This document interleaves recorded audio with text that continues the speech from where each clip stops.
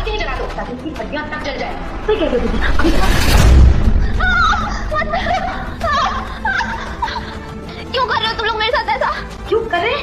तुझे कितनी बार बोला है तेरे भैया जो तुझे पैसे भेजते वो हमें दिया कर, लेकिन नहीं, तुझे समझ नहीं आता। सारे पैसे खुद रख लेती है अपने पास में। बिल्कुल सही कह रही हो दीदी। वैसे भी जैसे जेठ जी और मेरे पति इसको पैसा देना स्टार्ट किया ना, इसके अंदर तो अलग ही अकड़ आ गई है और पैसे मांगने के पैसे देती भी नहीं है, जबकि वो हमारे पति पैसे भेजते हैं, ना कि तेरे पैसे। समझे? बिल्कुल शिव्या, तुझे समझ में आ रहा है या नहीं? तेरे पास अभी भी एक मौका है, तू देगी या नहीं देगी पैसे हमें बता। क्यों दूंगी तुम लोग को पैसे? वो भैया मेरे लिए पैसे भेजते हैं, मेरी स्कूल फीस ट्यूशन फीस भैया मेरे लिए भेजते हैं। तुम लोग से पैसे मांगते तो तुम लोग देती नहीं, इसलिए मैंने डायरेक्ट भैया से बोला था, इसलिए वो मेरे लिए पैसे भेजते। और तुम लोग के लिए पैसा अलग आते तो है, वो खर्च करो ना, मेरे पैसे क्यों मांग रहे हो?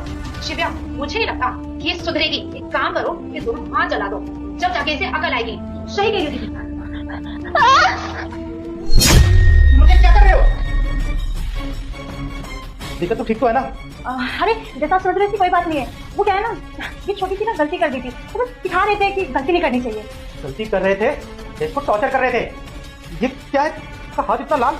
दिव्या कुछ बताओगी आखिरकार हो क्या रहा था? और ये आप लोगों के हाथ में पतीला। दिव्या बेटा क्या बात है?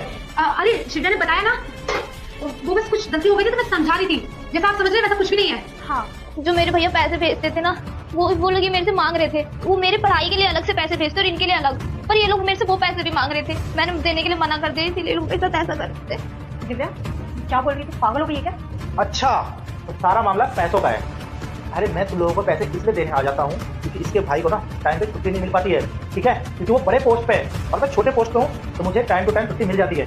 और इसीलिए मैं इसके भाई का भेजा हुआ पैसा हमेशा लाके इसको देता हूँ। और जहाँ तक मुझे याद है, अगर इसका भाई 1 लाख रुपए भेजता है तो जिसमें से 70,000 रुपए आप लोगों के लिए होता है खर्चों के लिए। इसके पढ़ाई के लिए इसका भाई अलग से 30,000 रुपए भेजता है। उसमें भी आप लोगों की गंदी नजर है। अरे शर्म आनी चाहिए आप दोनों को। क्या हालत कर दी है इसकी। दिव्या तुम बोलो तो अभी इसी वक्त मेरे घर में चल लो। मेरे भाई बहन के साथ मिलकर पढ़ाई करना। इस घर में तुम्हें रहने की कोई जरूरत नहीं है। मैं तुम्हारे भाई को फोन करके भी परेशान नहीं कर सकता क्योंकि बॉर्डर पे वो परेशान हो जाएगा कि उसकी बहन इस हालत में है।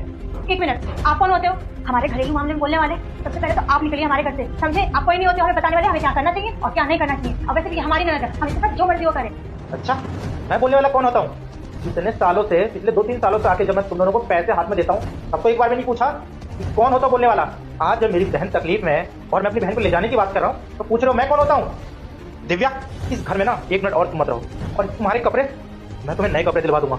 एक काम करो, अभी इसी वक्त चलो मेरे साथ, तुम दोनों को तो मैं देख लूंगा। बेटा मुझे देखकर इग्नोर मत करना। जो कोई मेरे वीडियोस को लाइक और सब्सक्राइब करेगा उसकी हर मनोकामना पूरी होगी। और जाते जाते कमेंट में जय माता दी लिख देना।